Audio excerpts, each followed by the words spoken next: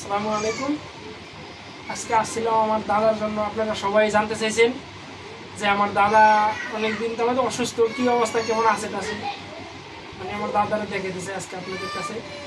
আসলে আমার দাদা এই পুজো আজকে 1 মাস 19 দিন পর্যন্ত অসুস্থ।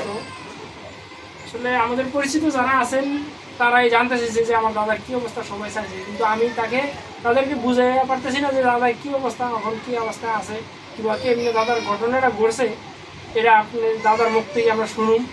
তো শোনেন আমার দাদার মুখ থেকে। দাদা, আসলে এই যে আপনার পাড়ার এই অবস্থা হয়েছে, হালকা করে পাড়াটা দেখেন, দেখেন আপনি উস্কার লাগবে না, আপনি দেখবেন। আচ্ছা ঠিক আছে, এবার এদিকে দাদার চেহারার দিকে ধরেন যে এটা কীভাবে এর মছিল আসলে কম দিই। আমি শুক্রবার দিন নামাজ পড়িয়া দুইয়া বাজার খায়াতে পুকুরের বাজার দিয়া ওই আমার নাচের শখ আমি ওই লইয়া ওই ভাবতেছি এক শিক্ষা যায় খাইতে নিয়ে খাওয়ান সাড়ে খাই ইয়া করতে তা আমরা ইয়া করেন রিক্সা করে কি খেয়েছিলাম আমি বাইনা করে মোটর সাইকেল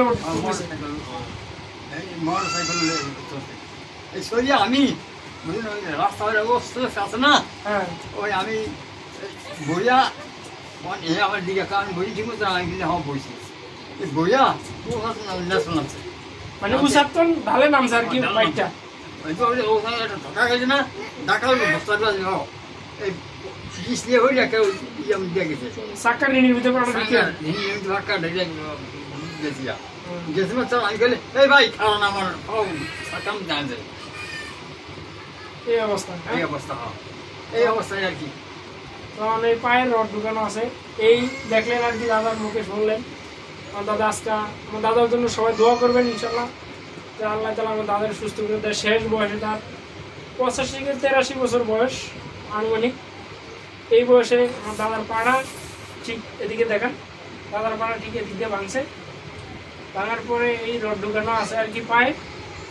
আর এই জায়গাটা ইনফেকশন হয়ে অনেকখানি আর কি দেখাইতে পারতেছি না ক্যামেরায়, যেহেতু নিষেধ, তাই জায়গায় দেখাইতে পারছি না। এই জায়গায় অনেকখানি ক্ষত আছে। আমার দাদার জন্য দেখা যায়, ক্ষত দেখা যায়, দেখা আমার দাদার অপারেশন হবে, এই জায়গায় প্লাস্টিক সার্জারি করানো লাগবে। আপনারা সবাই আমার দাদার জন্য দোয়া করবেন এবং ভিডিওটা সবাই বেশি করে শেয়ার করে দিবেন। আর আমার দাদার জন্য সবার কাছে আমার দাদার জন্য দোয়া চাই। এই বলে বিদায় নিচ্ছি। আসসালামু আলাইকুম।